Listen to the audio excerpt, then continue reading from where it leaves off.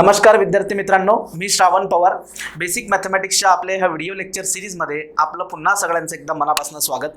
मित्रांनो, आजच्या या व्हिडिओ लेक्चरमध्ये आपण थर्ड युनिटला सुरुवात करतोय, ज्याचं नाव आहे स्ट्रेट लाईन. आणि या थर्ड युनिटमध्ये एकच चॅप्टर आहे, स्ट्रेट लाईन. तेवढंच 8 मार्काचं याला वेटेज आहे एंड सेमिस्टर एक्झामला. या अगोदर आपण 2 युनिट कंप्लीट केलेत. फर्स्ट युनिट अल्जेब्रा, ज्यामध्ये आपण 4 चॅप्टरचा स्टडी केला, त्याला एकूण 20 मार्क्सचं वेटेज आहे एंड सेमिस्टर एक्झामला. त्यानंतर सेकंड युनिट आपण कंप्लीट केलं मित्रांनो, ट्रिग्नोमेट्री. या ट्रिग्नोमेट्री युनिटमध्ये सुद्धा आपण 4 चॅप्टरचा अभ्यास केलेला आहे आणि त्याला एकूण 20 मार्क्सचं वेटेज आहे. म्हणजे थोडक्यात बघायला गेलं तर आतापर्यंत आपला 40 मार्क्सचा अभ्यास झालेला आहे. 8 चॅप्टर आपले अभ्यासून झालेले आहेत. ओके, आता आपण सुरुवात करूया स्ट्रेट लाईन या युनिटला. यामध्ये एकच चॅप्टर आहे आणि 8 मार्काचं याला वेटेज आहे. अतिशय छोटंसं हे चॅप्टर आहे आणि सिंपल आहे, खूप सिंपल आहे. पण त्या अगोदर आपल्याला काही बेसिक्स जे आहेत ते रिवाईज करणं गरजेचं आहे. जे 10th पर्यंत तुम्ही जे बेसिक स्टडी केलं आहे त्याआधी मी तुमचं रिवाईज करेन आणि त्यानंतर मग ह्या युनिटला आपण सुरुवात करणारच आहोत. आता बघा, या युनिटमध्ये एक्झॅक्टली तुम्हाला काय शिकायचं ते लक्षात घ्या. तर या युनिटमध्ये आधी आपण इंट्रोडक्शनचा पार्ट बघणार आहोत. त्या इंट्रोडक्शनमध्ये स्ट्रेट लाईन म्हणजे काय, किंवा स्ट्रेट लाईनचं इन्क्लिनेशन काय असतं, इन्क्लिनेशन, स्लोप काय असतो आणि इंटरसेप्ट काय प्रकार असतो. इन्क्लिनेशन, स्लोप आणि इंटरसेप्ट काय प्रकार असतो हे आपण इंट्रोडक्शनमध्ये आधी बघूयात. त्यानंतर ते कसं फाइंड आउट करतात, त्यांचे फॉर्म्युले काय असतात, प्रॉब्लेम कसे सोडवायचे ते पण आपण कव्हर करणार आहोत. नंतर स्ट्रेट लाईनचे equation of the straight line. So कोणतीही जॉमेट्रिकल फिगर जर असते ना, त्या जॉमेट्रिकल फिगरला आपण मॅथमॅटिकल फॉर्ममध्ये लिहिणं त्याला इक्वेशन म्हणतात. मग इक्वेशन ऑफ स्ट्रेट लाईन इथं 2 महत्त्वाचे फॉर्म आपण स्टडी करणार आहोत.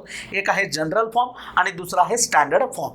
जनरल फॉर्म आणि स्टँडर्ड फॉर्म. सो सेकंड सब टॉपिक जो आहे या चॅप्टरचा, त्यात आपण इक्वेशन स्टडी करणार आहोत. नंबर 3 या चॅप्टरचा जो थर्ड सब पॉईंट आहे त्यामध्ये point of intersection of 2 straight lines.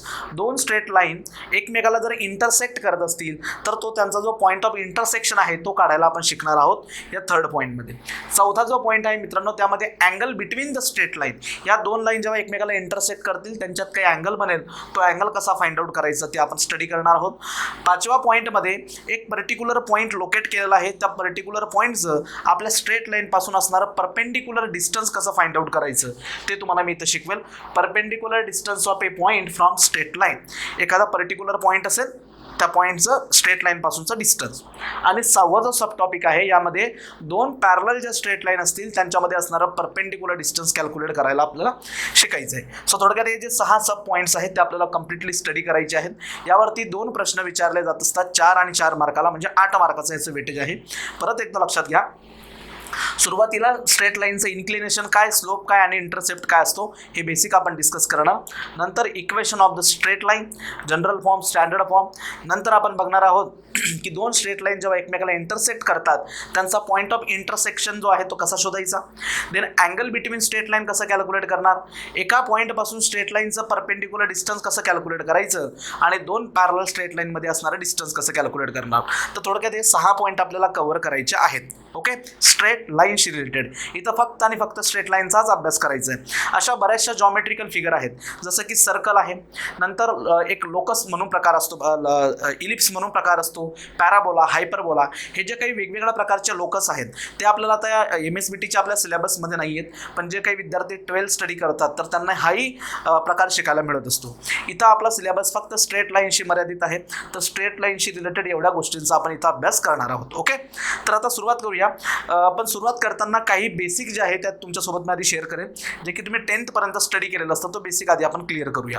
तर बघा, सगळ्यात आधी मित्रांनो, की रेने देकार्त नावाचा जो सायंटिस्ट आहे, रेने देकार्त, या सायंटिस्टने मित्रांनो कार्टेशियन कोऑर्डिनेट सिस्टीमचा शोध लावलाय. सगळ्यात आधी कार्टेशियन कोऑर्डिनेट सिस्टीम, जी जनरली आपण काय म्हणतो एक्स आणि वाय ॲक्सिस म्हणून ओळखत असतो. बघा, ही जी सिस्टीम आहे याला आपण सहजपणे, जो हॉरिझॉन्टल लाईन आहे, हॉरिझॉन्टल लाईन, याला आपण म्हणतो एक्स ॲक्सिस.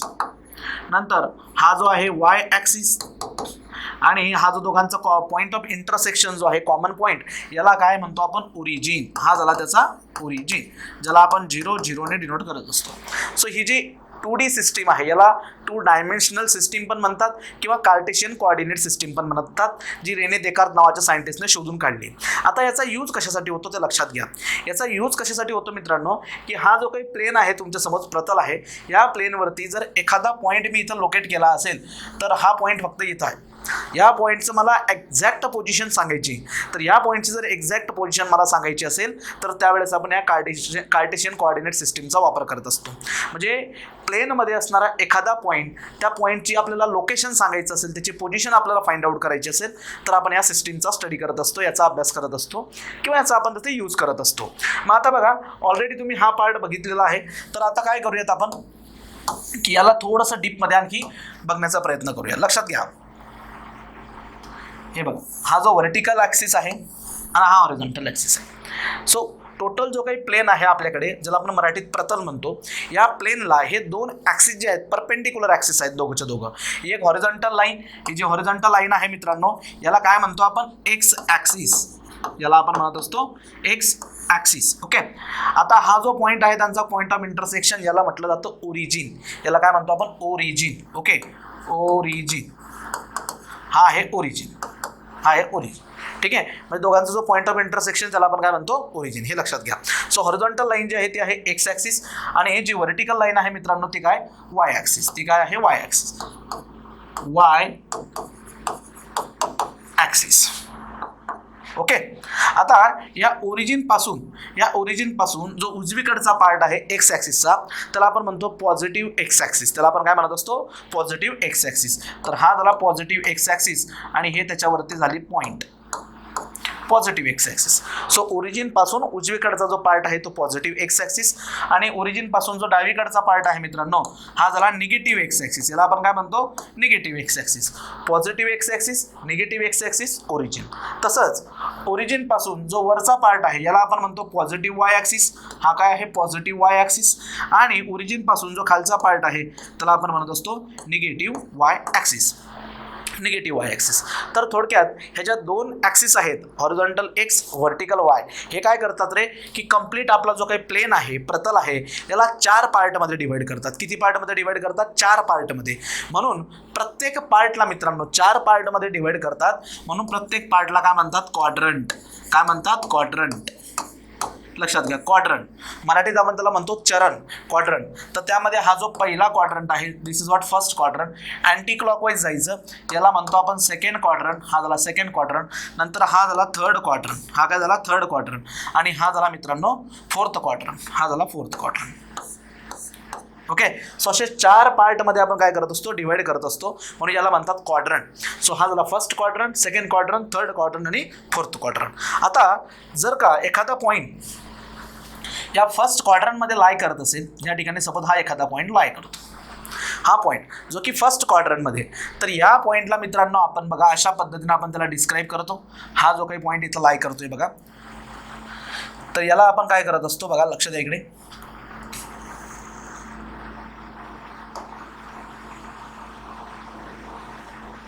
ठीक आहे, हा असा पॉईंट इथं लाय करतो. तर हा जो पॉईंट आहे या पॉईंटची आपण पोझिशन सांगत असतो. या पॉईंटला आधी मी नाव देऊन टाकतो. हा सपोज पॉईंट आहे पी. हा पॉईंट आहे पी. तर याची पोझिशन आपण कशी ठरवत असतो? तर लक्षात घ्या बघा, हा पॉईंट मित्रांनो, हा व्हर्टिकल जो काही ॲक्सिस आहे, व्हर्टिकल ॲक्सिस, या व्हर्टिकल ॲक्सिसपासून त्याचं जे काही परपेंडिक्युलर डिस्टन्स आहे, डॉटेड जे दाखवलंय मी, this is what perpendicular distance. So या पॉईंटचं वाय ॲक्सिसपासून जे काही हॉरिझॉन्टल डिस्टन्स आहे, हॉरिझॉन्टल परपेंडिक्युलर डिस्टन्स आहे, त्याला डिनोट केलं जातं एक्सने. त्याला कशाने डिनोट करतात? एक्सने. त्याला डिनोट करतात एक्सने. ओके. त्याचप्रमाणे या पॉईंटचं एक्स ॲक्सिसपासून जे व्हर्टिकल डिस्टन्स आहे, जे व्हर्टिकल डिस्टन्स दिसतंय तुम्हाला, या व्हर्टिकल डिस्टन्सला डिनोट करतात वायने. आणि अशा पद्धतीने याला पेयरच्या फॉर्ममध्ये लिहिलं जातं. सो एखादा पॉईंट जर फर्स्ट क्वाड्रंटमध्ये लोकेट करत असेल तर त्याचे कोऑर्डिनेट बघा कसे असतात, एक्स आणि वाय. हे दोघंच्या दोघं कोऑर्डिनेट मित्रांनो पॉझिटिव्ह असतात. Both coordinates are positive. हे दोघंच्या दोघं कोऑर्डिनेट कसे असतात? पॉझिटिव्ह असतात. म्हणजे याचा अर्थ काय? दोघं पॉझिटिव्ह म्हणजे काय? कारण ते पॉझिटिव्ह का झाले तर लक्षात घ्या, हा ओरिजिन आहे, ओरिजिनकडून राईटचा पार्ट आणि ओरिजिनकडून वरचा पार्ट, या दोघांनी मिळून हा क्वाड्रंट बनतो. आणि हे दोघं कसे तरी पॉझिटिव्ह आहेत, त्यामुळे हे दोघं आपण पॉझिटिव्ह साईनने डिनोट करत असतो. आता इथं असणारा जो एक्स आहे, एक्स, हा जो काही एक्स आहे, या एक्सला म्हणतात मित्रांनो ॲब्सिसा. याला काय म्हणतात? ॲब्सिसा. एक्सला म्हटलं जातं ॲब्सिसा. आणि जो वाय आहे मित्रांनो, त्या वायला म्हणतात ऑर्डिनेट. वायला काय म्हणतात? ऑर्डिनेट. आणि यांना एकत्रितपणे ह्या पेयरला काय म्हणायचं? कोऑर्डिनेट. कोऑर्डिनेट. एक्स आणि वाय यांची जी एकत्र पेयर आहे त्याला काय म्हटलं तर कोऑर्डिनेट. एक्सला म्हणतात ॲप्सिसा, वायला म्हणायचं ऑर्डिनेट. एकत्रपणे ह्या पेयरला म्हणायचं कोऑर्डिनेट. आता हा एक्स काय रिप्रेझेंट करतो? एक्स रिप्रेझेंट्स वाय ॲक्सिस पासूनचं डिस्टन्स. वाय ॲक्सिस पासून तो किती डिस्टन्सवरती, तो एक्सने डिनोट केलं जातं. एक्स ॲक्सिस पासून पॉईंट किती अंतरावरती, एक्स ॲक्सिस पासून किती अंतरावरती पॉईंट आहे ते डिनोट करतो आपण वायने. So Y is the perpendicular distance of the point from x axis. Y जो आहे it is perpendicular distance from x axis. Perpendicular असल्यामुळे ते परपेंडिक्युलर दाखवण्याचा प्रयत्न करा. Y is the perpendicular distance from x axis, x is the perpendicular distance from Y axis. आणि हे x आणि वाय या अशा पद्धतीने डिनोट करतात. त्यांना म्हणतात त्या पॉईंटचे कोऑर्डिनेट. काय म्हणतात? कोऑर्डिनेट. या कोऑर्डिनेटवरनं आपल्याला त्या पॉईंटची पोझिशन कळते. काय कळते? पोझिशन. आता जर हा पॉईंट सेकंड क्वाड्रंटमध्ये असेल, सेकंड क्वाड्रंटमध्ये, तर सेकंड क्वाड्रंटमध्ये असणारा जो पॉईंट असतो मित्रांनो, त्या पॉईंटचे साईन बघा कसे असतात, साईन कसे असतात. आता हा सेकंड क्वाड्रंट पुन्हा दोन ॲक्सिस पासून बनलाय. हा बघा पॉझिटिव्ह वाय आणि निगेटिव्ह एक्स.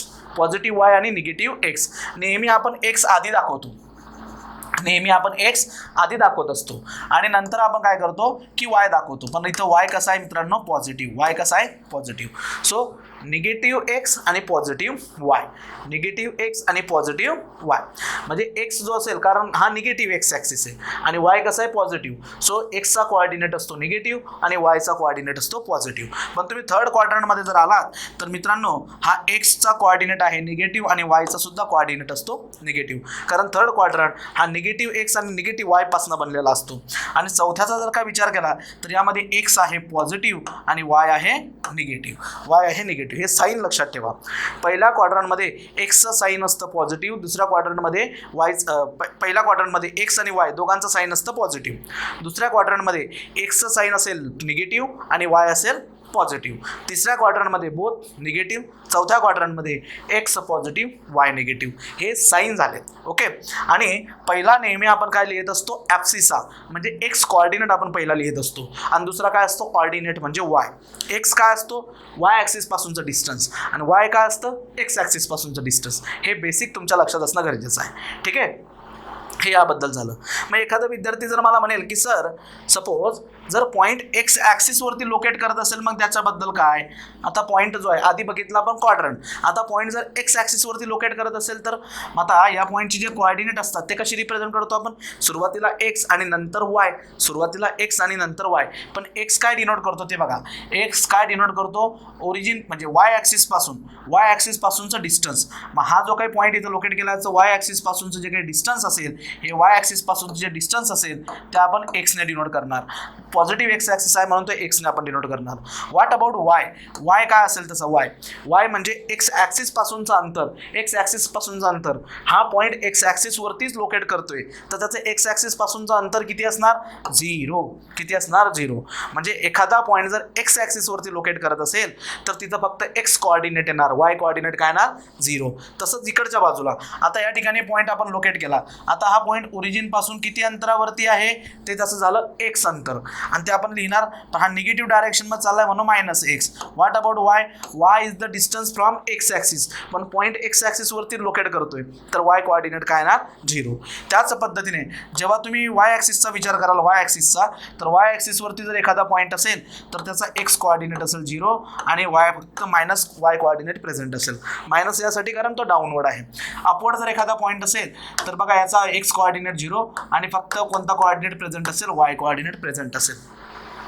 मग यावरून एक गोष्ट आता मी एकदम शॉर्टमध्ये तुम्हाला सांगतो. एखादा पॉईंट क्वाड्रंटमध्ये जर लाय करत असेल क्वाड्रंटमध्ये तर त्याला एक्स पण असतो आणि वाय पण असतो. फक्त पहिल्या क्वाड्रंटमध्ये एक्स वाय पॉझिटिव्ह असतो, दोघंच्या दोघं पॉझिटिव्ह असतात. दुसऱ्यामध्ये वाय पॉझिटिव्ह असतो, एक्स निगेटिव्ह असतो. तिसऱ्यामध्ये दोघं निगेटिव्ह असतात आणि चौथ्यामध्ये एक्स पॉझिटिव्ह आणि वाय निगेटिव्ह. पण जर का पॉईंट तुमचा एक्स ॲक्सिसवरती लोकेट करत असेल, पॉईंट जर एक्स ॲक्सिसवरती लोकेट करत असेल तर त्याचा फक्त एक्स कोऑर्डिनेट प्रेझेंट असतो, वाय कोऑर्डिनेट काय असतो? 0. आणि पॉईंट जर का वाय ॲक्सिसवरती प्रेझेंट असेल तर त्याचा एक्स कोऑर्डिनेट 0 असतो, त्याला फक्त वाय कोऑर्डिनेट असतो. हा जो बेसिक आहे मित्रांनो हे लक्षात घ्या. आणि जर पॉईंट तुमचा ओरिजिन ठिकाणी असेल तर याचे कोऑर्डिनेट काय असतील? 0 0. याचा अर्थ काय होतो की ओरिजिन एक्स ॲक्सिस पासून 0 अंतरावरती आणि वाय ॲक्सिस पासून 0 अंतरावरती. ठीक आहे. असा हे बेसिक जे आहे हे तुम्ही लिहून घ्या आधी.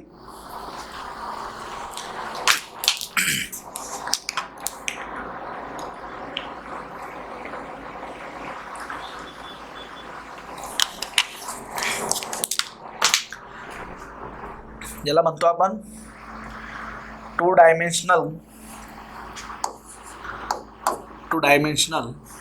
किंवा 2D कोऑर्डिनेट सिस्टीम. 2D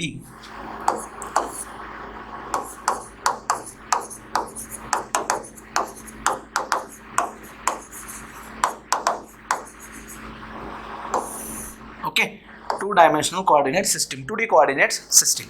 ठीक आहे, हे घ्या. आता आपण ॲक्च्युअल चॅप्टरला सुरुवात करूया. सगळ्यात आधी आपण बेसिक डिस्कस करूयात की स्ट्रेट लाईन, त्या स्ट्रेट लाईनचं इन्क्लिनेशन काय असतं, नंतर स्लोप काय असतो आणि इंटरसेप्ट काय असतो. आता स्ट्रेट लाईन बघा मित्रांनो, याच्या अगोदर आपण हे इक्वेशन स्टडी केलेत.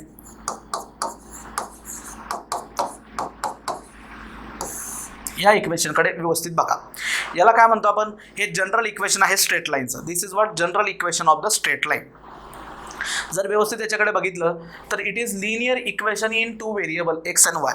रेषीय समीकरण, 2 चलातील रेषीय समीकरण.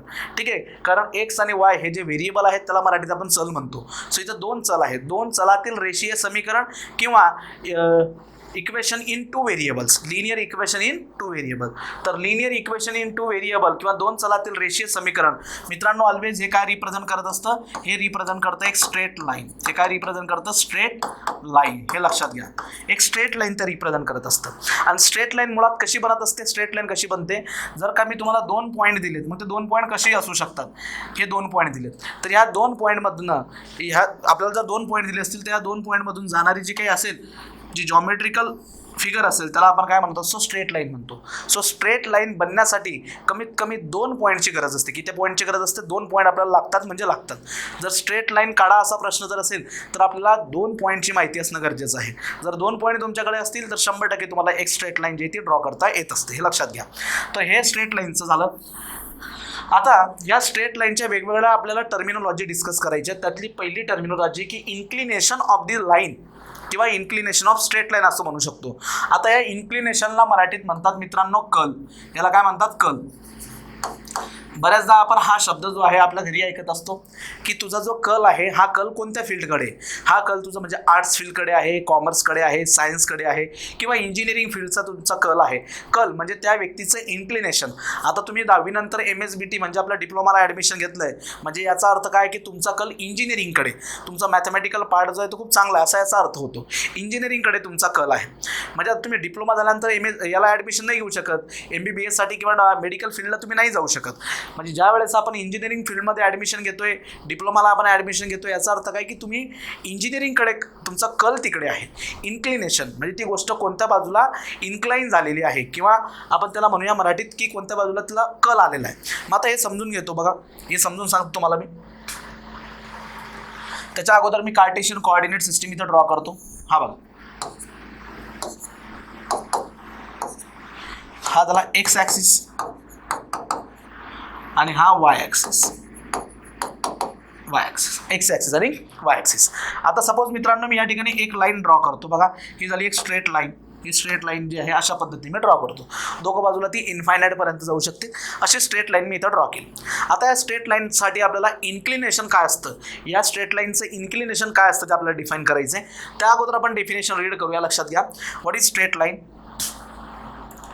So the smallest positive angle, straight line म्हणजे काय, ह्या गोष्टी ज्या आहेत ते कीवर्ड लक्षात घ्या. Smallest positive angle made by a line with positive direction of x axis, with positive direction of x axis. आता ही स्ट्रेट लाईन आहे बरोबर. आता ही straight line positive direction of x axis. आता positive direction of x axis मी इथं mark करतो. बघा, ओरिजिन पासून या बाजूला, ओरिजिन पासून दिस इज व्हॉट ओरिजिन, ओरिजिन पासून राईट साईडचा जो पार्ट आहे मित्रांनो याला म्हणतो आपण पॉझिटिव्ह एक्स ॲक्सिस बरोबर. सो या positive direction of x axis सोबत आपली स्ट्रेट लाईन किती अँगल करते, that angle is non as the inclination. मग बघा या ठिकाणी हा जो अँगल आहे मित्रांनो हा असा रीड केला जातो. ठीक आहे, from x axis angle major करायचा. एक्स ॲक्सिस पासून बघा हा जो काही अँगल इथं तयार झाला आहे it is non as the inclination. याला काय म्हटलं जातं, इन्क्लिनेशन. मग काही विद्यार्थी म्हणतील की सर याही ठिकाणी अँगल तयार होतोय, बघा हा पण अँगल तयार होतोय बरोबर का नाही, हा पण अँगल तयार होतोय from x axis. This is also angle. Clear होते. पण मित्रांनो आपल्याला काय करायचं की या दोघांमधून आपल्याला स्मॉलेस्ट अँगल घ्यायचा आहे. सो स्मॉलेस्ट पॉझिटिव्ह अँगल आणि या ठिकाणी जे आपण अँटी क्लॉकवाईज डायरेक्शनमध्ये मेजर करतो त्याला आपण पॉझिटिव्ह अँगल म्हणतो, हे लक्षात घ्या. फॉर अँटी क्लॉकवाईज डायरेक्शनमध्ये आपण जे अँगल मेजर करतो त्याला आपण पॉझिटिव्ह अँगल इथं म्हणत असतो, हे लक्षात घ्या. म्हणजे हा अँगल आपण इथं घेणार नाही, कारण हा आपण क्लॉकवाईज डायरेक्शनमध्ये मेजर करतोय, हा अँगल येणार नाही. सो अँटी क्लॉकवाईज डायरेक्शनमध्ये जो अँगल आपण मेजर करतोय मित्रांनो, इट इज पॉझिटिव्ह अँगल. आणि smallest positive angle made by this straight line with positive direction of x axis it non as the inclination. त्याला काय म्हटलं तर इन्क्लिनेशन. आणि जनरली इन्क्लिनेशन थिटा अँगलने डिनोट करतात. कशाने डिनोट करतात? थिटा अँगलने. आणि कोणत्याही लाईनचं जे काही इन्क्लिनेशन आहे त्याची एक रेंज आहे. Range, what is the range? हे इन्क्लिनेशन 0 डिग्री असू शकतं किंवा मॅक्झिमम किती असू शकतं? 180. कमीत कमी 0 डिग्री, 180 आणि इतर वेळेस ह्या दोघांच्या मध्ये. मग याला सिम्बॉलिकली कसं लिहिलं जातं? एक तर 0 डिग्री किंवा मोर दॅन 0 डिग्री, एक तर 180 डिग्री किंवा लेस दॅन 180 डिग्री. म्हणजे बघा 0 डिग्रीपेक्षा मोठं सॉरी 0 डिग्रीपेक्षा मोठा किंवा इक्वल, ही साईन असते इक्वलची, ही साईन असते मोठ्याची. 0 डिग्रीपेक्षा मोठा असेल किंवा इक्वल असेल, कोण? थिटा म्हणजे इन्क्लिनेशन. लेस दॅन वर इक्वल टू 180 डिग्री, 180 डिग्रीच्या इक्वल किंवा त्यापेक्षा कमी असेल. सो अशा नंबर ऑफ स्ट्रेट लाईन आपण इथं ड्रॉ करू शकतो. पण लक्षात घ्या त्यांचं इन्क्लिनेशनची रेंज जी आहे हीच असणार. ह्यापेक्षा जर का जास्त जात असेल तर तुमचं इन्क्लिनेशन चुकते. नेहमी इन्क्लिनेशनची रेंज अशाच पद्धतीने असते. मग आता इथं मी तुम्हाला वेगवेगळ्या स्ट्रेट लाईन ड्रॉ करून दाखवतो. लक्षात घ्या. आता ही जी स्ट्रेट लाईन आहे मित्रांनो, या स्ट्रेट लाईनला मी काय करतो, आणखी एक स्ट्रेट लाईन इथं ड्रॉ करतो. आणि ही जी स्ट्रेट लाईन मी इथं जी ड्रॉ केली मित्रांनो, ही बरोबर आपल्या पहिल्या स्ट्रेट लाईनला कशी आहे? पॅरलल आहे, पॅरलल. सो ही जी स्ट्रेट लाईन आहे त्या स्ट्रेट लाईनला ही कशी आहे? पॅरलल आहे, पॅरलल. मग आता बघा याचा अँगल कसा असणार? थिटा. तर ज्या वेळेस या दोन स्ट्रेट लाईन मी इथं ड्रॉ केल्या तर दोघंच्या दोघं जर पॅरलल असतील तर पॅरलल स्ट्रेट लाईनचा जो काही इन्क्लिनेशन असतो ते कसं असतं? सारखं असतं. म्हणजे हा अँगल जर थिटा असेल तर हा अँगल सुद्धा काय असणार? थिटाच असणार. सो पॅरलल ज्या काही लाईन असतात त्यांचं इन्क्लिनेशन नेहमी कसं असतं? सारखं असतं. हा पॉईंट लक्षात घ्या. So for parallel line inclination is same, always same, हे लक्षात घ्या. आता मी एखादी वेगळी लाईन ड्रॉ करतो. सपोज ही अशा पद्धतीची लाईन ड्रॉ करतो मी, line parallel to X axis. ही एक्स ॲक्सिसला पॅरलल लाईन आहे, एक्स ॲक्सिसला पॅरलल लाईन. मग सांगा what is the inclination of this line? आता इन्क्लिनेशन मुळात काय आहे? Angle between the line and positive direction of x axis. आता जी लाईन मी इथं ड्रॉ केली ती अलॉंग द एक्स ॲक्सिस आहे आणि पॉझिटिव्ह डायरेक्शन पण त्याच डायरेक्शनमध्ये चालली. म्हणजे त्यांच्यातला अँगल किती आला? 0. त्यांच्यातला अँगल किती आला? 0. मग याचा अर्थ काय होतो माहिती आहे का? की हा जो एक्स ॲक्सिस आहे मित्रांनो, एक्स ॲक्सिस, या एक्स ॲक्सिसचं जे इन्क्लिनेशन आहे ते किती असतं? 0. याचं जे काही इन्क्लिनेशन आहे एक्स ॲक्सिसचं, ज्याला आपण थिटाने डिनोट करतो, ते किती आहे? 0 डिग्री. एक्स ॲक्सिसचं इन्क्लिनेशन. बिकॉज एक्स ॲक्सिसचं इन्क्लिनेशन 0 डिग्री का? कारण हा जो जी लाईन आपण ड्रॉ केली ती बरोबर एक्स ॲक्सिसला कशी आहे? कोइन्साइड झाली. त्यामुळे त्यांच्यातला जो अँगल आहे तो किती असणार? 0 डिग्री. आता दुसरी लाईन मी इथं ड्रॉ करतो. Now the line is parallel to the x axis but in negative direction. आता इथं लाईन मी ड्रॉ केली. तर आता ही जी लाईन आहे ही line positive direction of x axis सोबत किती अँगल करते? 180 डिग्री. म्हणजे यावरनं गोष्ट लक्षात येते का तुम्हाला की जर line positive direction of x ॲक्सिसला पॅरलल असेल किंवा कोइन्साइड असेल तर त्याचं इन्क्लिनेशन 0. पण जर ती निगेटिव्ह ॲक्सिसला असेल तर निगेटिव्ह एक्स ॲक्सिसला असेल तर त्याचा अँगल किती असतो मित्रांनो? 180. म्हणून तुम्हाला काय म्हटलं तर मी कमीत कमी अँगल 0 डिग्री, कमीत कमी 0 आणि मॅक्झिमम किती असणार? 180 असणार. आता एखादा विद्यार्थी म्हणेल की सर वाय ॲक्सिसचं इन्क्लिनेशन सांगा. Y axis, what is the inclination of y axis? आता हा जो वाय ॲक्सिस आहे, हा वाय ॲक्सिस मित्रांनो बघा positive direction of x axis सोबत किती अँगल करतोय? हा बघा 90 डिग्री. किती अँगल डिनोट करतो? हा इथं तयार करतोय 90 डिग्री. समजते?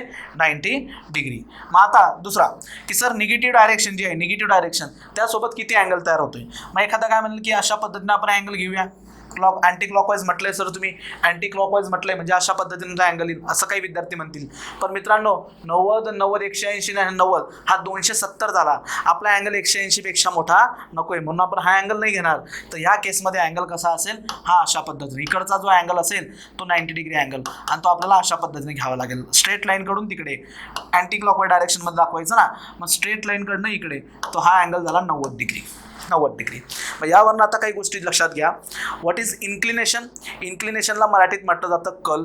Inclination is the angle between straight line आणि positive direction of x axis. हा अँगल 0 असू शकतो जो positive direction of x axis सोबत आहे 180 असू शकतो, जो निगेटिव्ह डायरेक्शन ऑफ एक्स ॲक्सिससाठी आहे, किंवा तो अँगल 90 डिग्री असू शकतो जो की पॉझिटिव्ह आहे निगेटिव्ह आहे, दोघांसाठी किती आहे तो 90 डिग्री. या गोष्टी लक्षात घ्या. त्यासोबतच ज्या लाईन पॅरलल असतील त्या पॅरलल लाईनचं इन्क्लिनेशन कसं असणार, सारखं असणार, समान असणार. मग ह्या ज्या गोष्टी आपण इथं डिस्कस केल्यात ना, याला आपण पॉईंटच्या स्वरूपात इथं लिहून घेऊया. नंबर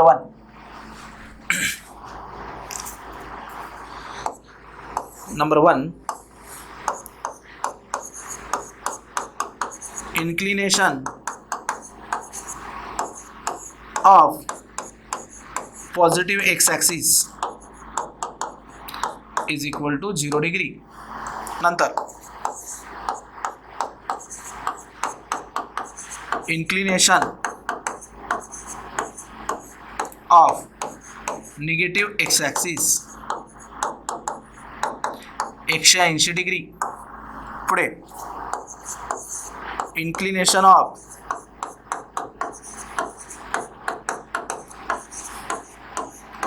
y axis, तो पॉझिटिव्ह असू द्या का negative, 90 degree.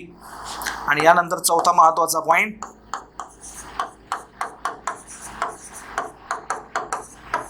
inclination of parallel lines are same. ठीक आहे, पॅरलल लाईनचं इन्क्लिनेशन कसं असतं, सेम असतं. हे लक्षात घ्या. हे काही महत्त्वाचे पॉईंट जे आहेत इन्क्लिनेशन बद्दल, हे नोट डाऊन करा. आधी डेफिनेशन घ्या.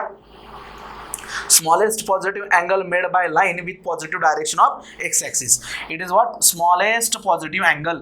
आणि पॉझिटिव्ह अँगल कोणाला म्हणायचं, जो अँटी क्लॉकवाईज अँगल आपण ड्रॉ करत असतो, anti clockwise angle, that is the positive angle. ठीक आहे.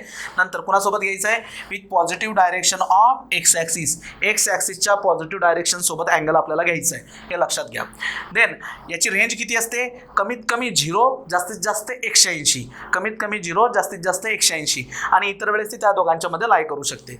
0 कुणासाठी असते, जर एखादी line positive direction of x ॲक्सिसला कोइन्साइड असेल तर 0. निगेटिव्ह 180 कुणासाठी असेल, निगेटिव्ह एक्स ॲक्सिससाठी, निगेटिव्ह एक्स ॲक्सिससाठी 180, पॉझिटिव्ह एक्स ॲक्सिससाठी 0. पॉझिटिव्ह वाय असू द्या किंवा निगेटिव्ह वाय असू द्या, म्हणजे थोडक्यात वायसाठी किती 90 डिग्री. आणि जर लाईन एकमेकाला पॅरलल असतील, समांतर असतील, तर त्या समांतर लाईनसाठी इन्क्लिनेशन मित्रांनो कसं असतं, सेम असतं, इक्वल असतं, हे लक्षात घ्या. तर या काही बेसिक गोष्टी आहेत रिलेटेड टू द इन्क्लिनेशन, हे तुम्हाला समजणं गरजेचं आहे. हे सगळं लिहून घ्या. एकदा इन्क्लिनेशन झाल्यानंतर आता आपण सेकंड टर्मिनॉलॉजी जी आहे, ज्याला म्हणतात स्लोप, ते आपण स्टडी करूयात.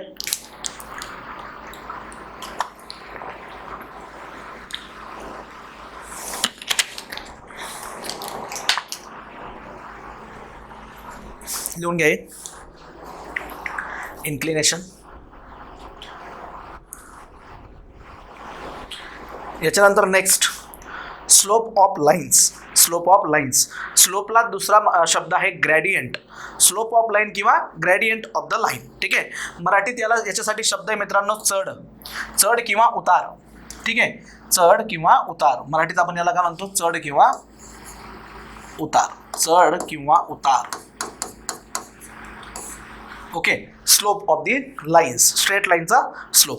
आता स्लोप कसा कॅल्क्युलेट करायचा, एखाद्या स्ट्रेट लाईनचा किती चढ आहे किंवा किती उतार आहे हे आपण कसं फाइंड आउट करायचं, तर त्यासाठी आपल्याला मित्रांनो टॅन रेशो घ्यावा लागतो. So slope of straight line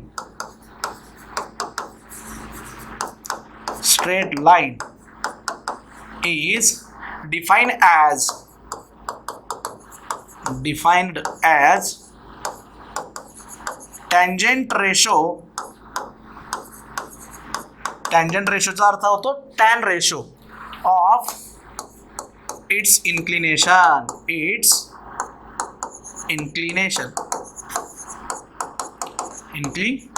Next, it is denoted by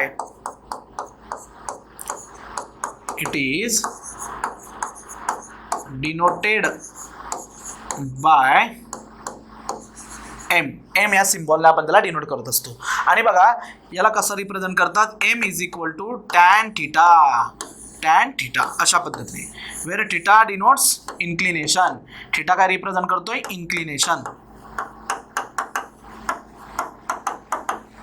inclination. जर तुम्हाला एखाद्या लाईनचं इन्क्लिनेशन माहिती असेल तर त्या इन्क्लिनेशनचं काय करायचं, टॅन व्हॅल्यू आपल्याला घ्यायची, टॅन.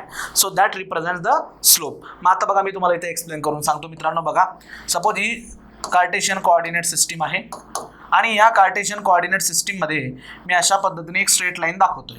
आता या स्ट्रेट लाईनचं जे काही इन्क्लिनेशन आहे with positive direction of x axis, theta is equal to suppose 45 degree. किती? Theta is equal to 45 degree, 45 degree. तर व्हॉट इज द स्लोप? याचा स्लोप किती आहे, म्हणजे चढ किती याचा, तर लक्षात घ्या. तर या लाईनचा जो काही स्लोप आहे, स्लोप ऑफ दिस लाईन कशाने रिप्रेझेंट करतात, यमने.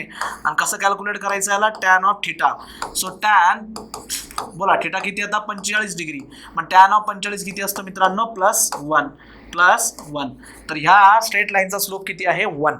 ओके, याचा स्लोप किती, 1. याचा अर्थ कसा होतो, 1 याचा अर्थ कसा होतो, तर लक्षात घ्या. मी तुम्हाला हे तर वेगळं समजून सांगतो की जर 1 सेंटीमीटर तुम्ही हॉरिझॉन्टल गेलात, 1 सेंटीमीटर तुम्हाला व्हर्टिकल जावं लागेल. बघा 1 सेंटीमीटर हॉरिझॉन्टल, 1 सेंटीमीटर व्हर्टिकल गेल्यानंतर ही जी काही लाईन बनेल इथं, या लाईनचा स्लोप असतो 1. ठीक आहे, या लाईनचा स्लोप असतो 1. आता ही जी स्ट्रेट लाईन मी इथं दाखवली ना, ही स्ट्रेट लाईन, जर याचा slope theta is equal to 45 degree आहे सपोज, हा थिटा किती आहे 45 डिग्री, आणि याचा स्लोप जर का 1 येत असेल, याचा अर्थ काय की त्याला आपल्याला इथं मीट करण्यासाठी 1 सेंटीमीटर हॉरिझॉन्टल गेल्यानंतर 1 सेंटीमीटर व्हर्टिकल जावं लागतं. ठीक आहे, हा पार्ट नंतर झाला, याला नंतर आपण बघूया.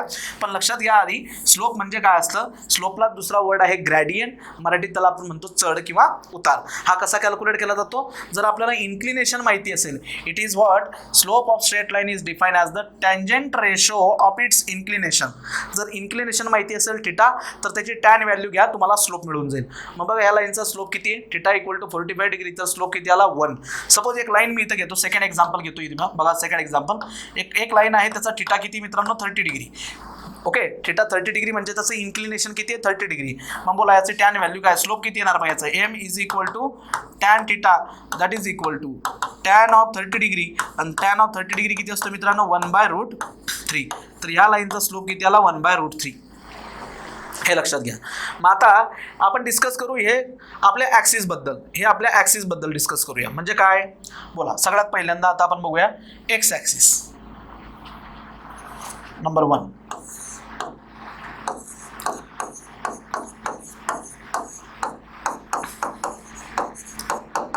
Slope of x axis. आता ज्यावेळेस स्लोप ऑफ एक्स ॲक्सिस मी म्हणतोय, तर त्यावेळेस बघा लक्षात घ्या, स्लोप ऑफ एक्स ॲक्सिस ज्यावेळेस आपण म्हणतोय, तर ह्या एक्स ॲक्सिसमध्ये पॉझिटिव्ह डायरेक्शन आणि निगेटिव्ह डायरेक्शन दोघांचा विचार करू. स्लोप ऑफ एक्स ॲक्सिस, मग इकडे लक्ष द्या रे, हा स्लोप कसा कॅल्क्युलेट करणार आपण, m is equal to tan थिटाने. मग एक्स ॲक्सिसचा विचार केला तर एक्स ॲक्सिससाठी 2 थिटा आहेत. हे बघा, theta is equal to 0 degree, degree, बरोबर का नाही, या पार्टसाठी. आणि ह्या पार्टसाठी मित्रांनो थिटा किती आहे, theta is equal to 180 degree.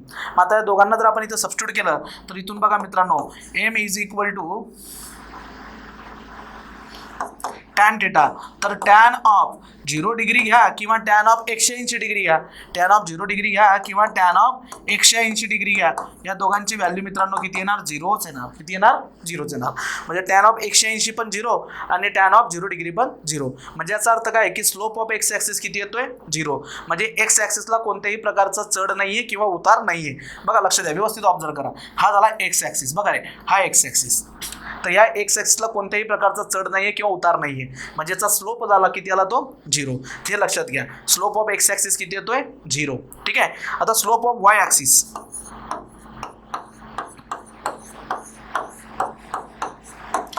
Y axis बोलो. मग वाय ॲक्सिसचा थिटा किती असतो, theta for y axis is equal to 90 degree. म्हणजे हेच स्लोप बघा, मग m is equal to tan of 90 degree. मग टॅन ऑफ 90 डिग्री किती असतो मित्रांनो, इन्फिनिटी, जो आपल्याला डिफाईन करता येत नाही. म्हणजे वाय ॲक्सिसचा स्लोप जो आहे तो किती येणार, इन्फिनिटी. ठीक आहे, लक्षात घ्या, म्हणजे खूप हाय येणार, खूप हाय, जो आपण डिफाईन करू शकत नाही. सो एक्स ॲक्सिस जो आहे, एक्स ॲक्सिस याचा स्लोप 0 आणि वाय ॲक्सिसचा स्लोप जो आहे तो काय येणार, इन्फिनिटी किंवा टॅन 90 म्हणजे काय असतो, इन्फिनिटी. हे लक्षात घ्या. सो पहिला पॉईंट इथं महत्त्वाचा आहे, what is slope. Slope of the straight line is the tangent ratio of the inclination. Inclination माहिती असेल तर टॅन रेशो घ्या, तुम्हाला स्लोप मिळेल. ठीक आहे, मग स्लोप ऑफ एक्स ॲक्सिस किती आला, टॅन ऑफ 0 डिग्री किंवा टॅन ऑफ 180 म्हणजे 0च.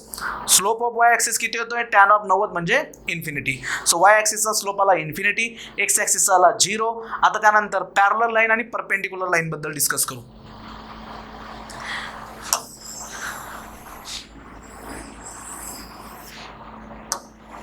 याला थोडंसं बाजूला ठेवतो मी.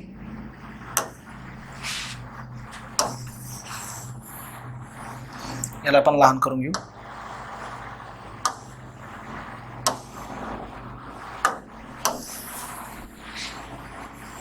हे दोघं पॉईंट तुम्हाला याच्या खाली लिहायचे.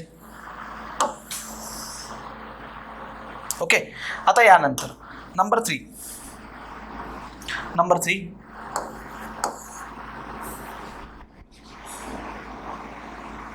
Slope of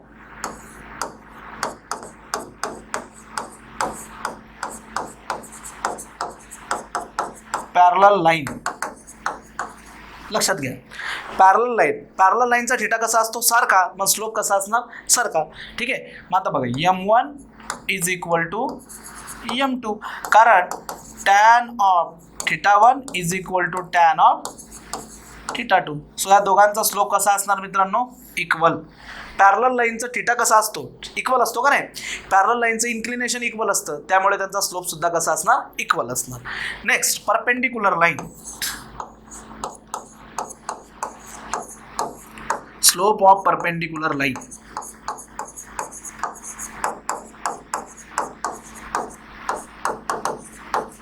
lines. यात एक अतिशय महत्त्वाची गोष्ट आता इथं लक्षात घ्या तुम्ही. जर दोन लाईन असतील मित्रांनो आणि त्या एकमेकाला परपेंडिक्युलर असतील, दोन लाईन एकमेकाला परपेंडिक्युलर असतील, सपोज ही एक लाईन आहे आणि त्याला परपेंडिक्युलर ही एक लाईन आहे, या दोघं लाईन एकमेकाला काय करताय? परपेंडिक्युलर आहेत. लक्षात घ्या, या दोघं लाईन एकमेकाला कशात? परपेंडिक्युलर आहेत. तर यांच्यासाठी एक गोष्ट लक्षात घ्या. आता ही जी स्ट्रेट लाईन मी दाखवली, ही स्ट्रेट लाईन, सपोज या स्ट्रेट लाईनचं इन्क्लिनेशन आहे θ1, याचं इन्क्लिनेशन काय आहे? θ1. आणि हे आहे याचं इन्क्लिनेशन θ2, θ1 θ2. मग आता जर θ1 इन्क्लिनेशन असेल तर याचा स्लोप जो आहे मी असं डिनोट करतो, m1 is equal to tan of θ1. बरोबर का नाही? θ1. आणि ही जी दुसरी आहे याचा स्लोप मी दाखवतो, m2 is equal to tan of θ2. m2 is equal to tan of θ2. याचा स्लोप आहे टॅन ऑफ θ1, याचा स्लोप आहे टॅन ऑफ θ2, कारण या दोघं परपेंडिक्युलर लाईन आहेत आणि त्यांचे अँगल जे आहेत म्हणजे इन्क्लिनेशन जे आहेत ते वेगवेगळे आहेत. तर यांच्यासाठी एक अतिशय महत्त्वाची गोष्ट तुम्हाला लक्षात ठेवायची आहे की जर दोन लाईन एकमेकाला परपेंडिक्युलर असतील तर त्यांच्या स्लोपचा जो काही प्रोडक्ट असतो m1 इंटू m2 हा असतो मित्रांनो -1. काय असतो? -1. स्लोपचा प्रोडक्ट काय असतो? -1. स्ट्रेट लाईनमध्ये जर पॅरलल असतील स्ट्रेट लाईन तर त्यांचा स्लोप असतो इक्वल. स्लोप कसा असतो? इक्वल. पॅरलल लाईनचा स्लोप असतो इक्वल, पण परपेंडिक्युलर लाईन असतील तर त्यांचा स्लोप बघा, त्या स्लोपचा प्रोडक्ट नेहमी काय येतो? -1. म्हणजे हा θ2 वाली जी लाईन आहे, ज्या लाईनचं इन्क्लिनेशन θ2 आहे, ज्या लाईनचं इन्क्लिनेशन θ1 आहे, या दोघं लाईन एकमेकाला परपेंडिक्युलर आहेत, तर याचा स्लोप काढा, याचा स्लोप काढा, या दोघांचा स्लोपचा जर का आपण प्रोडक्ट केला तर तो प्रोडक्ट किती येतो? -1. हे लक्षात घ्या. तर स्लोपबद्दल मित्रांनो हे काही बेसिक पॉईंट आता आपण इथं डिस्कस केले. स्लोपची डेफिनेशन, त्यानंतर एक्स ॲक्सिसचा स्लोप, वाय ॲक्सिसचा स्लोप, पॅरलल लाईनचा स्लोप आणि परपेंडिक्युलर लाईनचा स्लोप. आता आपण नेक्स्ट व्हिडिओ लेक्चरमध्ये काय करणार आहोत की स्लोप फाइंड आउट करायच्या वेगवेगळ्या मेथड आपण स्टडी करू. इथे एक मेथड तर तुम्हाला माहिती झाली की इन्क्लिनेशन जर का माहिती असेल तर त्याचा वापर करून आपण स्लोप कॅल्क्युलेट करू शकतो. पण याच्या व्यतिरिक्त पण काही मेथड आहेत, जसं की स्ट्रेट लाईनवरचे कोणतेही 2 पॉईंट जर माहिती असतील तर आपण स्लोप काढू शकतो. लाईनचे इक्वेशनवरून आपण स्लोप काढू शकतो. तर हा जो काही पार्ट आहे तो आपण नेक्स्ट व्हिडिओ लेक्चरमध्ये डिस्कस करूया विथ एक्झाम्पल. तर आता इथं आपण काय काय स्टडी केलं आहे लक्षात घ्या. सगळ्यात आधी हा कन्सेप्ट मॅप आपण बघितला, नंतर 2D कार्टेशियन कोऑर्डिनेट सिस्टीमबद्दल थोडंसं रिव्हिजन पार्ट आपण बघितला. नंतर मित्रांनो इन्क्लिनेशन काय असतं स्ट्रेट लाईनचं, आणि एक्स ॲक्सिसचं इन्क्लिनेशन, निगेटिव्ह एक्स ॲक्सिसचं इन्क्लिनेशन, वाय ॲक्सिस आणि पॅरलल लाईनचं इन्क्लिनेशन. त्यानंतर स्लोप म्हणजेच ग्रॅडियंट, ज्याला चढ किंवा उतार म्हणतो आपण. जर इन्क्लिनेशन माहिती असेल तर त्याची टॅन व्हॅल्यू घ्या, तुम्हाला काय मिळेल? स्लोप मिळेल. तर इथे एक्स ॲक्सिसचा स्लोप असतो 0, वाय ॲक्सिसचा असतो इन्फिनिटी, पॅरलल लाईनचा स्लोप असतो इक्वल, आणि दोन लाईन जर एकमेकाला परपेंडिक्युलर असतील तर त्यांच्या स्लोपचा प्रोडक्ट असतो -1. सो इथपर्यंत आपण इथं थांबूया. रिमेनिंग पार्ट जो आहे तो नेक्स्ट व्हिडिओ लेक्चरमध्ये आपण कव्हर करूयात. Okay, thank you.